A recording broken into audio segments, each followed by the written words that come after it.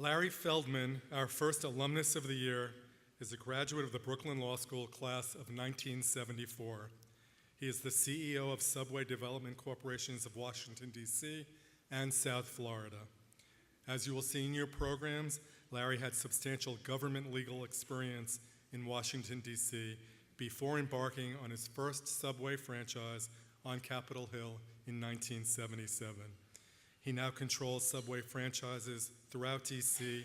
and the surrounding area, as well as throughout South Florida. Larry and his wife, Diane, have received numerous honors for their many philanthropic endeavors, and Brooklyn Law School has been blessed to have them as their loyal supporters. Larry is a founding member and advisor to the law school's Center for Urban Business Entrepreneurship. Ladies and gentlemen, it is my great pleasure to invite Larry Feldman up to receive today's first Alumni of the Year award.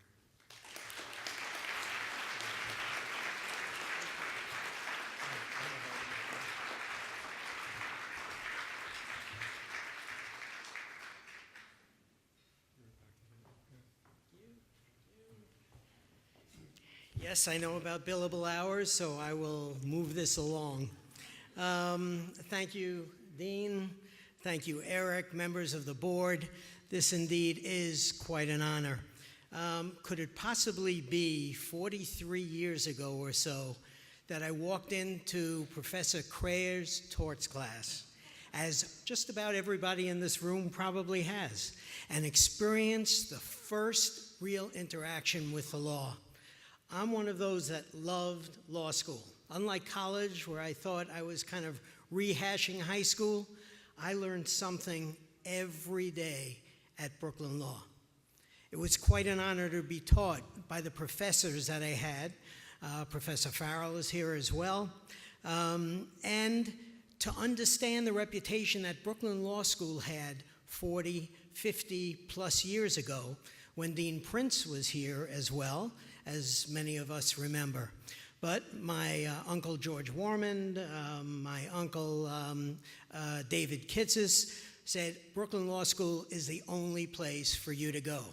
So there I went. On to Brooklyn Law School, enjoyed it every day. Learned, studied, interned. The most important thing that I could do was intern from the New York State Crime Control Commission. Then on to the Speaker of the House of the Connecticut General Assembly. Then on to the House of Representatives, where, after interning and graduating, I went on to become a senior legislative assistant to Congressman Stu McKinney of Connecticut. From there, I was blessed and was appointed as minority counsel to the House Banking Committee of the U.S. House of Representatives. So there I was, a little pisher from Brooklyn, the projects of Brooklyn, one of the first in our family to go to college and go on to law school. And there I was, minority counsel, House Banking Committee, where I dealt with such issues as cradle-to-grave health insurance, alternative fuel sources, the bankruptcy of New York City, and the Chrysler bailout. So as you can tell, not much has changed, except the price of a barrel of oil then was $35, and we're getting close again. So there I was, from the projects of Brooklyn, minority counsel, House Banking Committee. My sainted mother would be watching from the projects on television, and as you see those staffers whispering in the ears of the congressmen and senators, and she would be watching me do this, and she was so proud. And then, as an entrepreneur, I was reading the Wall Street Journal one day, and I saw that Subway, a place that my fraternity brothers and I, we went to college in Connecticut, and we would run out every night and get Subway sandwiches. Well, there was a location directly across the street from the House of Representatives that 37 years later is still open and operating as a Subway. I went to Congressman McKinney and said, you know, we're both entrepreneurs. I said, we have a location directly across the street, 14,000 congressional employees. This might be a great opportunity. I said, I'll do the work, you put up the money. Opened up the store across the street. During the day, I would be doing my hearings. I would be up there. You'd see me on television working on the most important issues of the day.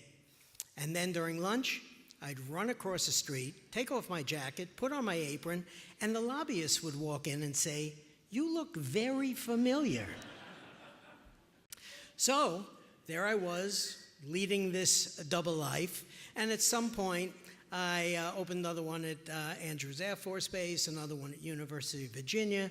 They kept on coming, and as the issues of the day were getting more difficult to find everyday results, I knew I could really get a feeling for being an entrepreneur. So at some point, I called my sainted mother in the projects of Brooklyn and said, "Mom, I'm no longer your son, the minority counsel. I'm now your son, the sandwich maker." To which you heard the screams all the way in Washington, "For this you went to law school?" But we bought her a condo in Florida, and she got over it. But like many of us here, Dean spoke about how many of us have grown up in very different ways. I talk about how blessed are we to be in this room, how blessed are we to enjoy our careers and what we do. How blessed am I to be an entrepreneur, to live that life, but to have the basis of a law degree from Brooklyn Law that fully prepared me so that I could pass on this entrepreneurship to my sons. One of my sons, John, is here. I have 3 sons, all entrepreneurs. And what an opportunity it is for us to be able to live this life and the life that you have as practicing lawyers. But as an entrepreneur, I really found out, and a little tongue-in-cheek, but many of you have heard this before, if you want to kill a deal, call a lawyer. We experienced this a number of times. I experienced this a number of times where the testosterone got in the way, and it was more about the battle than it was about taking care of the entrepreneur. So in conversations with the dean a few years ago, we had the opportunity to talk about a certificate in entrepreneurship, a school, a law school that truly taught lawyers the art of making the deal, not killing the deal. And ladies and gentlemen, that's how CUBE was born. It's an opportunity for us to be out there in the community, to be there with young and budding entrepreneurs, as we know that word that we may not have heard 40 years ago has now become the key word. Television programs, courses, articles, everything about being entrepreneurs. We have that opportunity here to get involved with our clinics, with our programs, with our professors, to help those that are out there trying to live the American dream by creating a life for themselves. We have an opportunity through CUBE. If you're not familiar with it, please make that effort to learn about being an entrepreneur and how we can support that next generation of business people. So, a little bit about my story again. A gentleman, $1,000 investment, Fred DeLuca. $1,000 family friend gave him $1,000 to start this business, Subway. First store opened up, was failing, went to his family friend, said, "What do we do now? We're losing money." Family friend said, "I don't know, let's open another one, make it up in volume." Now, 43,000 stores in 109 countries later, we surpassed McDonald's about 6 years ago in terms of numbers of units. The return on investment, absolutely incredible for that 17-year-old college student, but the story continues. So, Subway is just one of those stories. We see all those others every day. We talked about our law school. We talked a little bit about my story. We talked about CUBE, but I would be absolutely remiss if I didn't talk about our very special dean, Dean Shecky Allard.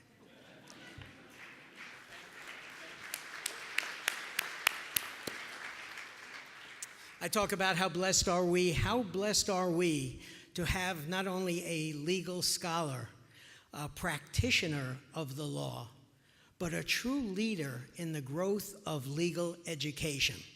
I'm involved as much as I am in Brooklyn Law because of this man. What he brings And my cousin, Howard Tolan, a lawyer, just came from, as you know, there's another big bar meeting that's going on as we speak. He was gracious enough to come on over and join me. And he was telling me that at one of his seminars today, he heard about an entrepreneur and the CUBE program. So this is spreading throughout the legal community here and around the country. But Dean, this could not have happened without you. I am blessed to all of you, for all of you, for being here, for honoring me, for honoring the program. Our professors, thank you so much. And again, Brooklyn Law is a very special place. Thank you so much.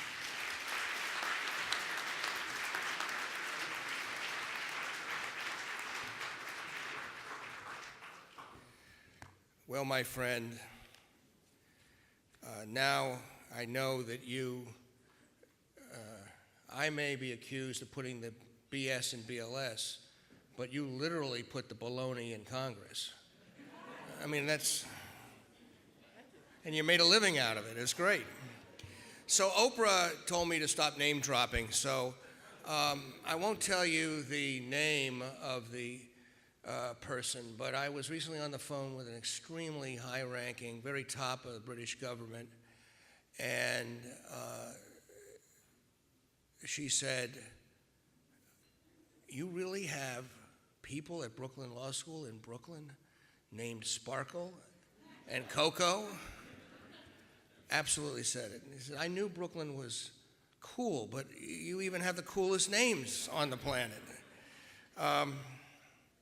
I just will say, take a moment, because, Larry's remarks were over the top, but really very much appreciated. I want to thank all of you. I want to thank the faculty and the Board of Trustees in particular, and all of the alumni for enabling me on a daily basis to go to work and work with other, iconic figures like Professor Roberta Carmel, just for an example.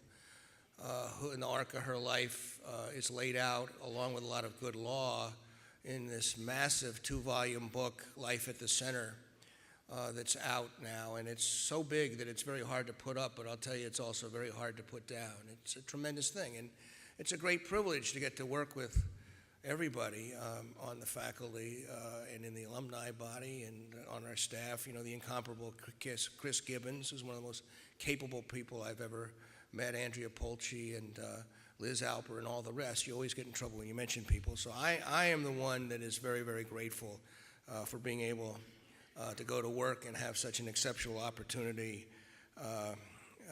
to make a difference. Now, it's now my deep honor to present the Alumni of the Year Award to Professor Robert M. Pittler, class of 1966.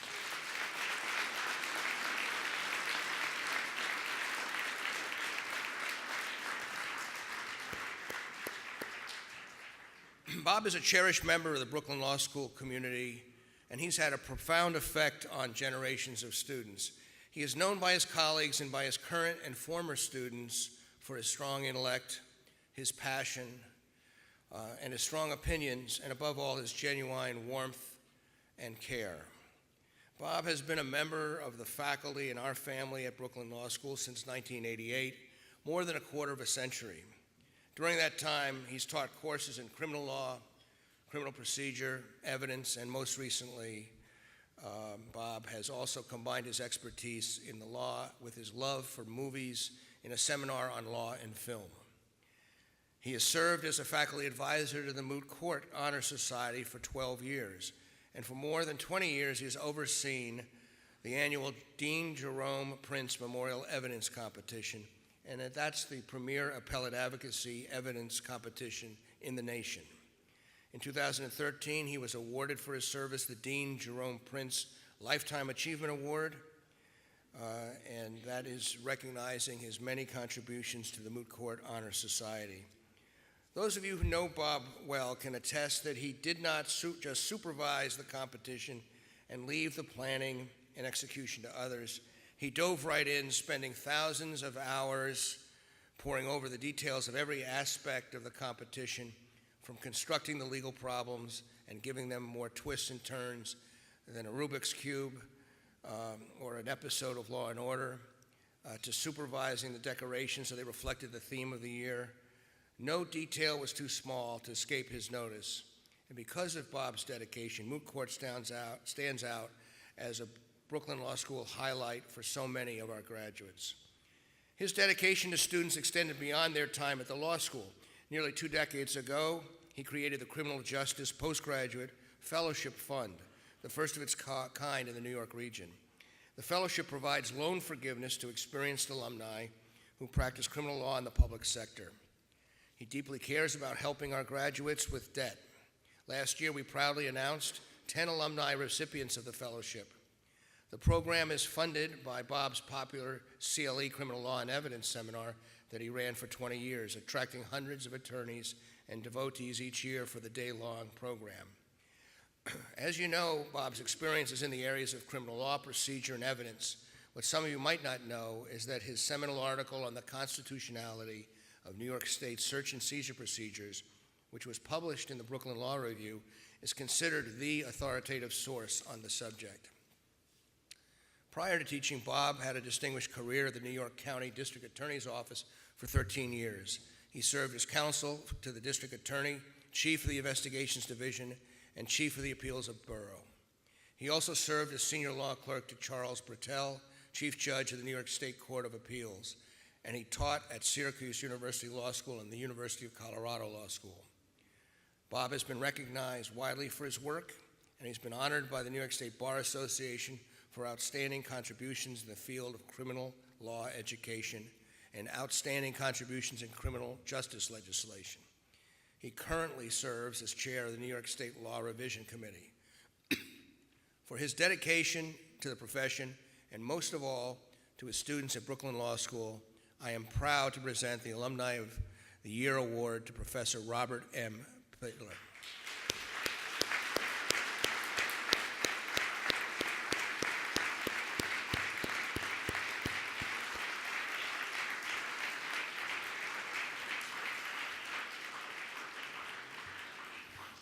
Now, unfortunately, Bob could not be here with us tonight due to illness. He was, however, strong enough during the last few weeks to draft a message to us, and so now I call up his good friend, Bill Roskin, to the stage, who will read Bob Pittler's remarks. Bill.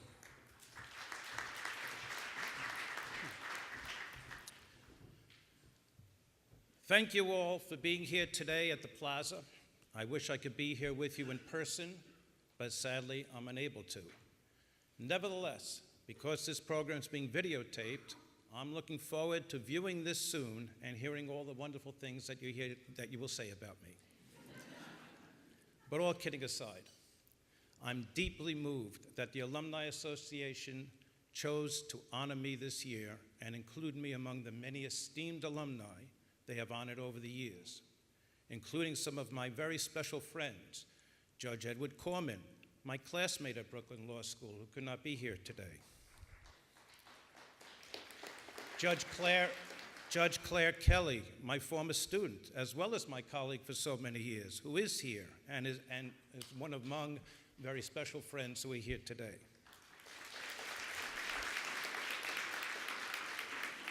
I'm also so pleased that my brother Sandy is here, as well as my daughter Rebecca, along with so many of my favorite students, research assistants, colleagues, and friends. I'm truly touched, and I can tell you he is. I was recently asked why I decided to become a law professor, and it really is quite simple. I fell in love with my teachers from my earliest days, and they have long served as an inspiration for entering this field.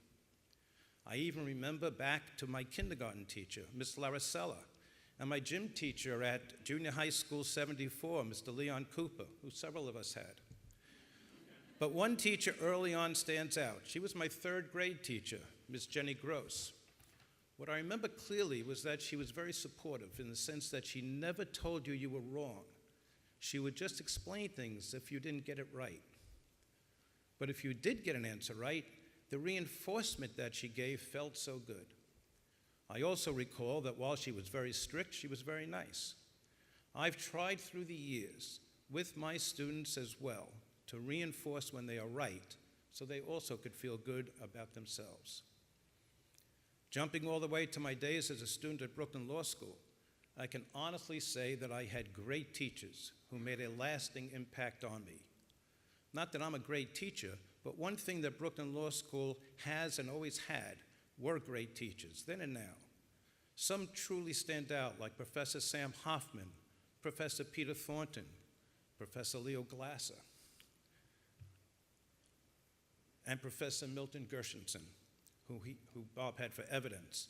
Unfortunately, I did not have a class with Dean Prince. These men were great teachers because they were not only supportive, they had great enthusiasm for the law. They were just wonderful people.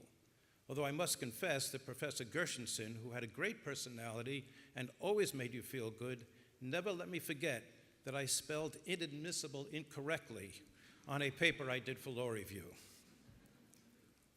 I thought Professor Hoffman was a great teacher, even though the only B I ever got in law school I got in his class. Ed Corman never let me forget it. I always wanted to teach. It just seemed like such a natural thing for me to do. I had also a great affection for coaching kids in sports. My role models made me want to do the same thing. I loved teaching for my very first law classes that I taught at the University of Colorado and then at the University of Indiana and later Syracuse before I joined the district attorney's office. They were wonderful experiences. In the district attorney's office especially, I liked mentoring young lawyers while I led the appeals bureau and teaching them about the law. It just seemed to feel right that after my many years as a teacher, as a prosecutor, to find my way back to Brooklyn and to teaching at the law school. When I came to Brooklyn Law School, I started teaching evidence, criminal law, and criminal procedure. I really loved my students. This reminds me of a story about one of my very special role models, the great Yael Commissar, who was my teacher and advisor at the University of Michigan while I was pursuing my master's and doctorate. He was a wonderful person and a brilliant scholar. Yael would take me to lunch on Thursdays.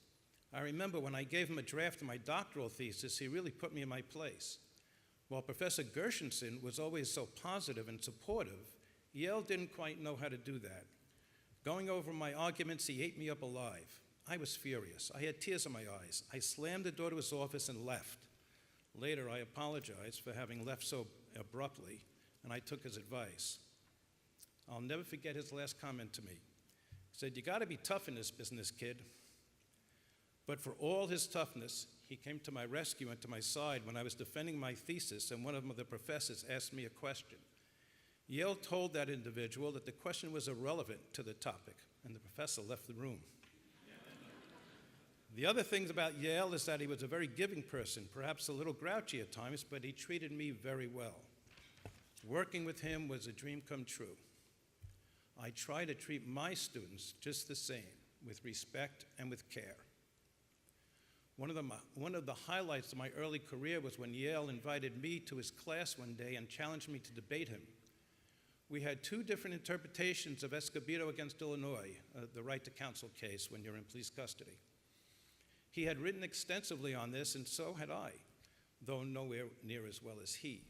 We debated in front of his class, and I did pretty well, though eventually the Supreme Court came down on his side. Besides classroom teaching, the two events at the law school that gave me the most joy were the Prince competitions and our annual CLE program. Each year, the Prince competition provided me the opportunity to work closely with a dedicated group of students to create the record on appeal and organize the competition. The subject matter and the record allowed us to stretch our creative bones. From circus elephants to Olympics, our imagination knew no bounds. Also, each year's CLE program provided me great experiences and enjoyment. I love being imaginative doing the CLE programs, including creating Jeopardy-like questions to challenge the participants. For me, being a teacher is a wonderful job, if you can even call it that. Through the years, the best part has been the students, teaching them, working with them on the Prince competition. It's been a lot of fun. When you can spark that same enthusiasm for law that you have, then you know you've done your job. And of course, the other great thing about this law school, are the friends that you make. I've had the unique opportunity to build close friendships with my colleagues and with many students. I cherish those friendships today. I have a favorite song by Oliver Guthrie entitled Epilogue, the words of which seem most appropriate for me to end these remarks. And for myself, I have no regrets that time has taken what it soon forgets, a gambler's paradise in short vignettes. These stolen moments from the hourglass, a burning candle while the nighttime lasts, upon my pillow where my dreams float past. I want to take the time to let you know I've had a hard time letting feelings show, and even through it all, I love you so. I sit alone and hear the sparrows sing, no way of knowing what tomorrow brings. I leave my solitude upon his wings. Thank you all for honoring me, and have a good day.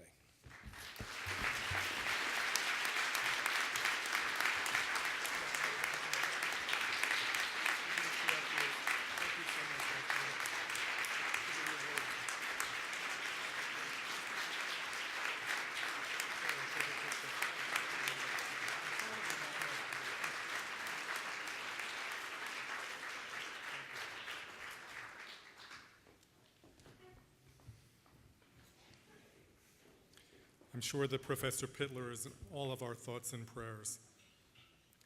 Next, I would like to congratulate all of the new members of the Law School's Alumni Board and give a quick shout out to the entire Board of Directors of the Alumni Association, as well as to Caitlin Monk-Marcelino, who heads the Law School's Alumni Office. Thank you all for your hard work on behalf of the Law School and the Alumni Association in particular. Finally, I would like to thank you all for coming today, and to thank you for the privilege of serving as the association's president for the last 2 years. It is now my great pleasure to introduce and welcome the Alumni Association's new president, Valerie Fitch, who I know is going to do a fantastic job over the next 2 years. Valerie?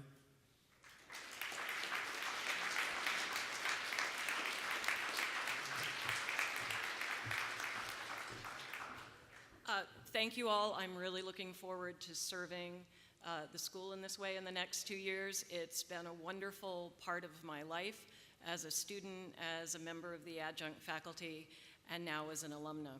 But it's my great pleasure as my first official act to present our award for distinguished service to Eric Kornblau, who's been a wonderful leader of the Alumni Association for the last 2 years.